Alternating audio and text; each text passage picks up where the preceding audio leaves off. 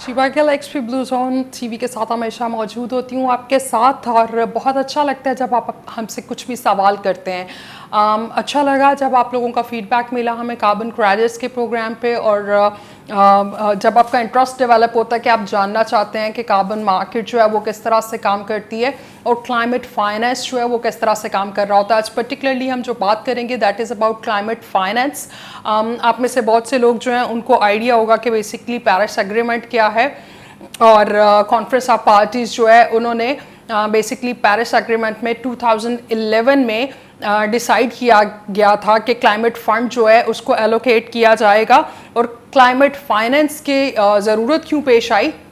Basically greenhouse gas emissions जो हैं वो हमारे आबो हवा में इतने ज़्यादा बढ़ गए हुए हैं कि उसको रिड्यूस करने के लिए जो है क्लाइमेट फाइनेंस को डिज़ाइन किया गया। और उसका क्लाइमेट फाइनेंस का पूरा मकसद जो था, एक तो रिड्यूस करना था ग्रीन हाउस गैसेस को, उसके साथ साथ जी कार्बन सिंक्स जो थे उनको इंक्रीज करना मकसद था, उसके साथ साथ जी इंक्रीज करना था ह्यूमन रिजिलियंस और इकोलॉजी का जो सिस्टम है उसको, कि किस तरह से हम अपने इकोलॉजिकल सिस्टम को सर्वाइव कर सकते हैं और रीस्टोर कर सकते हैं, और इसी तरह से हम अपने क्लाइमेट को किस तरह से रीस्टोर कर सकते हैं। ये एग्रीमेंट बेसिकली 2011 में डिसाइड हुआ, जिसके मुताबिक कहा यह गया था कि 2011 से 2020 तक 100 बिलियन क्लाइमेट फाइनेंस की सूरत में हर डिजर्विंग जो या डेवलपिंग कंट्री है उनको दिया जाएगा।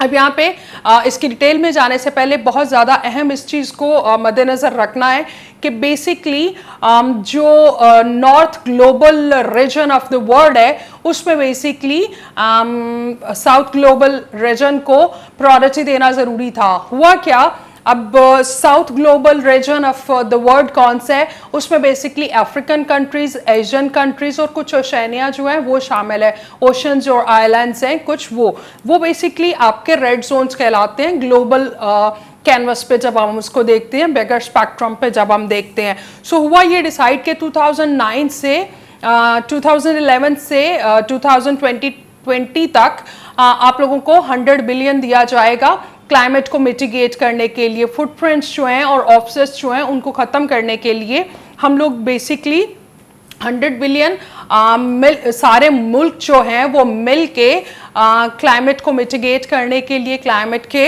और कार्बन के जो ऑफसेट्स हैं उसके लिए कंट्रीब्यूशन करेंगे। और ख़ास तौर पे जो रेड जोन के एरियाज़ हैं जो कि साउथ ग्लोबल रीजन के नाम से जाना जाता है, जिसमें हम एशिया, अफ्रीका, कुछ ओशंस और आइलैंड जो हैं वो शामिल हैं। ये बेसिकली सबसे ज़्यादा इफ़ेक्टेड रीजन है, और नॉर्थ अमेरिका के भी कुछ इलाके जो हैं वो इसमें शामिल है। ये सबसे ज़्यादा इफ़ेक्टेड एरियाज़ हैं ऑफ द वर्ल्ड जिस पे सबसे ज़्यादा क्लाइमेट के इफ़ेक्ट्स आए। अब इंटरेस्टिंग चीज़ यहाँ पे हमने कार्बन क्रेडिट्स वाले प्रोग्राम में भी बताया था कि इंटरेस्टिंग चीज़ ये चल रही होती है कि हमारे पास हम ये वाला जो रीजन कहलाए जाते हैं, by the way Pakistan, India भी इसी रीजन में आते हैं, साउथ ग्लोबल जो रीजन है उसके अंदर। सो इंटरेस्टिंग चीज़ ये है कि हम लोगों के पास ना इतना इंफ्रास्ट्रक्चर है, ना इतनी इंडस्ट्री मौजूद है, और ना ही हम इतने ज़्यादा एमिशंस क्रिएट करते हैं। हम बेसिकली क्लाइमेट इफेक्ट्स जितने भी हम पे आ रहे हैं इसमें 80% जो कंट्रीब्यूशन है वो दूसरे ममालिक का है, जो कि डेवलपिंग कंट्रीज़ नहीं है, जो कि डेवलप्ड और सक्सेसफुल और बेटर इकोनॉमी के कंट्रीज़ हैं। बेसिकली उनकी प्रोडक्शन ज़्यादा है, उनके एमिशन ज़्यादा हैं, और हम बिकॉज पुअरर कंट्रीज़ माने जाते हैं। सो पुअरर और स्ट्रगलिंग इकोनॉमीज जो है वो बेसिकली इससे ज़्यादा इफेक्ट हो रही हैं। अब इंटरेस्टिंग फैक्ट्स जो हैं वो आपके साथ शेयर करते हैं, क्योंकि 2011 के अंदर इसका आगाज़ कर दिया गया था, और इसमें जो सबसे ज़्यादा चैलेंजिंग चीज़ मिली थी कि 100 बिलियन की कंजम्पशन मिलती है। मज़े की चीज़ है, जो क्लाइमेट फाइनेंसिंग की गई थी उसमें लूप होल्स बहुत ज़्यादा हैं। उसमें 3 मेन इश्यूज बेसिकली आते हैं। फर्स्ट आता है क्वालिटी ऑफ फाइनेंस। अब क्वालिटी ऑफ फाइनेंस में जब हम बात करते हैं तो हुआ क्या कि हम लोगों को 2011 से 2020 तक, रादर 2023 तक का डेटा मिलता है, जिसके अंदर जस्ट 5% फाइनेंस जो है उसका हमें ट्रेसेस मिलते हैं, जो कि एक प्रॉपर ट्रेल मिलती है 5% of all the expenditures which conserves of 100 billion पर ईच ईयर। अब इंटरेस्टिंग चीज, वो 5% जो कि ट्रेसेबल है, वो ग्रांट्स की सूरत में, जो कि नॉन रिफंडेबल एड के तौर पे दिया गया पूरे बजट के अंदर, जिसका 100 बिलियन ईच ईयर कंज्यूम हो रहा है, उसमें से 5% ग्रांट्स की सूरत में पूरे दुनिया में डिस्ट्रीब्यूट किया गया। उसके बाद दूसरा इंटरेस्टिंग फैक्ट जो आता है वो ये है कि रॉन्ग प्लेसिंग ऑफ इन्वेस्टमेंट्स हुई हैं। वो किस तरह से, जब हम पूरे के पूरे एक डेकेड को देखते हैं, तो एक डेकेड, बिकॉज इसकी कॉन्वर्सेशन और इसकी सारी डिबेट्स जो थी वो शुरू हो गई थी आप लोगों की 2009 में, राइट, और 2011 से ये प्रॉपर ऑपरेशंस में आ गया था। मजे की चीज ये है कि 61% ऑफ द जितनी भी इन्वेस्टमेंट है, जितना भी क्लाइमेट फाइनेंस है, उसका 61% जो है वो अफ्रीकन और एशियन कंट्रीज को पर्टिकुलरली डोनेट किया गया, और वो किस सूरत में, इन 10 सालों के अंदर। और मजे की चीज है, वो सारा जो किया गया वो आपके ग्लोबल साउथ कंट्रीज उनको कहा जाता है, ग्लोबल साउथ कंट्रीज जो है उनको 61% मिला, और वो लॉन की सूरत में मिला।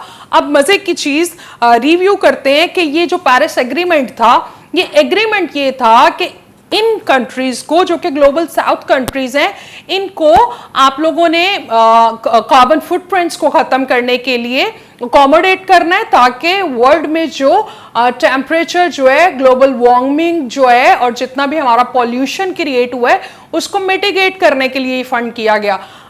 इसमें फाउल प्ले क्या हुआ? फाउल प्ले ये हुआ कि वो जो डेवलपिंग कंट्रीज हैं उनको कर्जे की मद में मिलना शुरू हो गया। इसकी बड़ी मजे की एग्जांपल मौजूद है।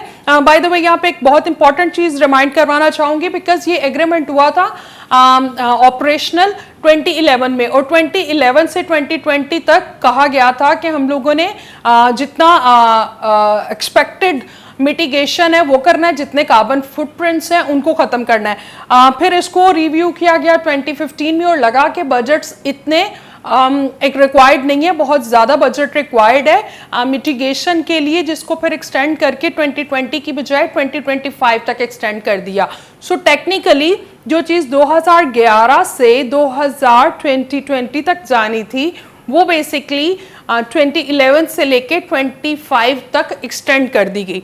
अब यहाँ पे मजे की चीज़, बिकॉज जैसा कि मैंने अभी जिक्र किया कि रॉन्ग प्लेसमेंट ऑफ इन्वेस्टमेंट्स भी होती है, और फिर क्वालिटी ऑफ फाइनेंस जो है वो भी बड़ी शेडी है। वो इस तरह से कि जो 61% डेवलपिंग कंट्रीज को, पुअरर कंट्रीज को मिले, जो कि ग्लोबल साउथ कंट्रीज कहलाते हैं, वो बेसिकली लॉन की मद में मिले। उसकी एक एग्जांपल, जब पाकिस्तान में 2022 में फ्लड आया था, तो पाकिस्तान के 33 मिलियन पॉपुलेशन जो थी वो इफेक्टेड हुई। 33 मिलियन आपकी पॉपुलेशन इफेक्टेड हुई, और जो टोटल एस्टिमेट किया गया आपके लॉस का, that was 15.2 billion, right, 15.2 billion dollars का आपका लॉस हुआ था। अब पाकिस्तान को उस वक्त एड की जरूरत थी, और ये क्लाइमेट क्राइसिस की वजह से एक्सट्रीम फ्लड्स आए और इतनी ज़्यादा डेवेस्टेशन हुई। अब जितना कैटास्ट्रोफिक असिस्टेंस मिलना था क्लाइमेट फाइनेंस के अंदर से, वो बेसिकली हुआ ये कि पाकिस्तान का किया गया क्लाइमेट रेजिलिएंट पाकिस्तान के नाम से कॉन्फ्रेंस की गई, और उसमें डिसाइड ये हुआ कि जनवरी 2023 के अंदर पाकिस्तान को 10.5 बिलियन डॉलर्स जो है वो मिले। अब 2022 के फ्लड्स का कॉम्पनसेट किया गया 2023 जनवरी के अंदर, जो कि 10.5 बिलियन था, जबकि रिक्वायर्ड लॉस जो था 15.2 बिलियन था। और उसमें सबसे इंटरेस्टिंग चीज़ ये कि इंटरनेशनल कॉन्फ्रेंस में ये चीज़ डिसाइड की गई और इसको अकोमोडेट किया गया। और मज़े की चीज़ है, 80% जो आपका फंड था, which is basically 8.7 billion, 10 billion आपको मिला, उसमें से इवन 8.7 बिलियन जो था वो आपको लॉन की मद में मिला। अब एक डेवलपिंग कंट्री जो कि क्लाइमेट फाइनेंस से बुरी तरह से इफेक्टेड है, और वो सारे जो एमिशंस हम ग्लोबल एमिशंस के तौर पे उसको देखते हैं, तो ग्लोबल एमिशंस के इफेक्ट्स जो एक स्ट्रगलिंग इकोनॉमी पे आए, उसको जब कंपनसेट किया गया तो उसके 80% जो भी उसके फंड्स दिए गए वो आपको लोन की सूरत में मिले। अब पाकिस्तान और इस तरह के बहुत से अफ्रीकन कंट्रीज जो हैं वो बेसिकली फंड्स और ये जो जितने भी कर्जे हैं, लोन्स हैं, उसके सूरत में चल रहे होते हैं। हुआ क्या जो ऑलरेडी कर्जों के नीचे दबा हुआ मुल्क है उसका 80% जो उनको असिस्टेंस मिली, जो 8.7 बिलियन था, वो ऐड हो गया आपके ऑलरेडी एग्जिस्टिंग लोन्स के अंदर, और आपका टोटल जो डेट हो गया दैट वाज 126 बिलियन। सो आपका मींस पाकिस्तान का टोटल जो आपका डेट हो गया, आपको सैलाब में क्लाइमेट रेजिलिएंट की असिस्टेंस मिलनी थी, जो कि पेरिस एग्रीमेंट में 2011 में डिसाइड किया गया, और एक बजट रोटेट कर रहा है ग्लोबली, राइट। उसमें इफेक्टिंग कंट्रीज को हमेशा प्रायोरिटी दी जानी थी, बिकॉज रेड जोन्स हैं क्लाइमेट अफेक्टेड एरियाज के अंदर, जो कि ग्लोबल साउथ कंट्रीज कहलाते हैं। अब उसमें अगर फ्लड भी आ गया क्लाइमेट चेंज में, तो उसमें भी 80% ऑफ द कॉम्पनसेशन आपको लोन की सूरत में मिलती है, जो कलेक्टिवली आपका 126 बिलियन तक लोन बढ़ा देती है। इंटरेस्टिंग चीज ये हुई कि जब 2015 में इसकी टाइमलाइन को इंक्रीज किया गया, तो टाइमलाइन को इंक्रीज किया गया कि हम लोग 100 बिलियन पर ईच ईयर जो कंज्यूम कर रहे हैं वो बेसिकली करेंगे जी 2025 तक। अब मजे की चीज है 2015 में ये डिसाइड हुआ, और फिर उसके साथ साथ जी न्यू कलेक्टिव क्वांटिफाइड गोल, जिसको NCQG भी बोलते हैं, सो क्लाइमेट फाइनेंस की एक टर्म निकाली गई, जिसके मुताबिक ये कहा गया कि हम प्रायोरिटी देते हैं, फर्स्ट फॉरेस्टेशन को किया जा रहा था, प्लांटेशन को किया जा रहा था, फिर कहा गया कि रिन्यूएबल एनर्जी जो है उसको प्रायोरिटी दे। रिन्यूएबल एनर्जी में क्या हुआ कि हम लोगों ने भी देखा, पाकिस्तान में भी बहुत से लोगों ने अपनी जिंदगियां, अपने घर, अपने कारोबार जो है उसको स्विच किया सोलर एनर्जी पे। अब मजे की चीज है कि 2019 से 2023 तक पूरे जो डिसअप्रोप्रिएट किस्म का कंसंट्रेशन किया गया, डिसअप्रोप्रिएट और इनएडिक्वेट किस्म का स्प्लिट किया गया क्लाइमेट फाइनेंस में, और 2019 से 23 तक क्लाइमेट फाइनेंस जो है उस पे अमाउंट जो है वो की गई आउट ऑफ दैट 100 बिलियन। और सबसे इंटरेस्टिंग फैक्ट ये है कि उसमें 75% जो है वो डेवलप्ड कंट्रीज पे ही लगा दिया गया। अब वो कैसे हुआ, और उसमें प्रायोरिटी ये हुई कि चाइना, USA, यूरोप, जापान और उसके बाद India, Brazil and so on, in countries में प्रायोरिटी में जो आपका 70% ऑफ द बजट वो गया आपकी रिन्यूएबल एनर्जी पे, जो कि चाइना, USA और यूरोप में मेजरली किया गया। अब हुआ ये कि वो 100 बिलियन जो आपको डेवलपिंग कंट्रीज को मिलना था, वो जब उनके कैटास्ट्रोफिक फ्लड्स भी आते हैं या कैटास्ट्रोफिक सिचुएशन भी आती है क्लाइमेट चेंज की वजह से, तो वो आपको लोन में मिल रहा है, जबकि उसी बजट का 70% जो है वो मोस्ट डेवलप्ड कंट्रीज को गया। तो बेसिकली हुआ ये कि 70%, 75% जो है वो डेवलप्ड कंट्रीज में कंज्यूम कर दिया गया, और जो डेवलपिंग कंट्रीज हैं और जो कि ज़्यादा रिस्क एरियाज में, जो इफेक्टेड क्लाइमेट इफेक्टेड कंट्रीज हैं, उन एरिया पे इनएडिक्वेट और अनफेयर किस्म की डिस्ट्रीब्यूशन ऑफ फंड्स हो रही है। और इसमें मुझे समझ नहीं आती कि हम जो डेवलपिंग कंट्रीज हैं जो कि इफेक्टेड है, सारे इंफ्रास्ट्रक्चर, सारी मशीनरी जो यूज़ हो रही है उसके लिए, और उसमें बेसिकली हम उसको अपने राइट के तौर पे क्यों नहीं कर रहे, बिकॉज हम इफेक्टेड कंट्रीज हैं। और उसमें last but not the least, the basic goals were not met because 75% of the budget since 2011 जो है वो यूरोप, अमेरिका और चाइना में कंज्यूम किया जा रहा है मोस्ट ऑफ द बजट, और अफ्रीकन और अरब कंट्रीज जो हैं इन्होंने बेसिकली किया। By the way Asian countries में इस फंड्स में जो बेसिकली नहीं आ रहे, उसमें आता है चाइना और जापान जैसे कंट्रीज जो कि ऑलरेडी डेवलप्ड कंट्रीज हैं, बट स्टिल इंटरेस्टिंगली जब रिन्यूएबल एनर्जी 2019 से 2023 तक कंज्यूम की गई, तो ये मेन बेनिफिशियरी कंट्रीज थे जिनको इसमें ज़्यादा से ज़्यादा बेनिफिट दिया जा रहा था। और अभी तक जितना बजट पाकिस्तान और जितने भी ग्लोबल साउथ को मिल रहा है, ग्लोबल साउथ कंट्रीज को मिल रहा है, that is just drop an ocean. जो अफेक्टेड कंट्रीज हैं वहाँ पे unfair means of distribution of money जो है, ऑफ क्लाइमेट फाइनेंस जो है, वो बेसिकली चल रहे हैं।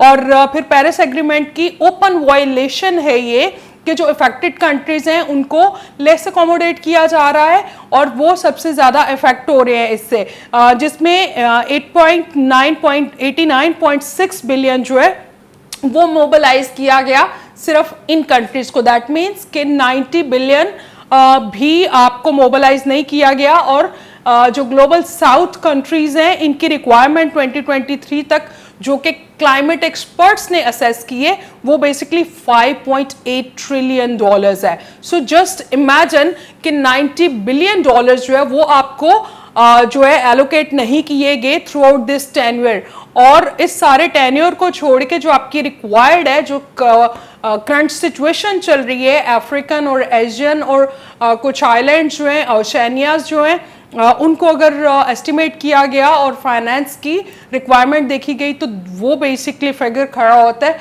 5.8 ट्रिलियन डॉलर्स पे। So this is point a think and this need to see कि कॉप्स में क्या डिसाइड हो रहा है, कॉन्फ्रेंस ऑफ पार्टीज जो होती हैं उसमें डिसाइड कैसे हो रहा है, और डिस्ट्रीब्यूशन ऑफ क्लाइमेट फाइनेंस जो है वो किस तरह चल रही है। Stand for yourself and raise your voice. अपना बहुत सा ख्याल रखें। अल्लाह हाफिज।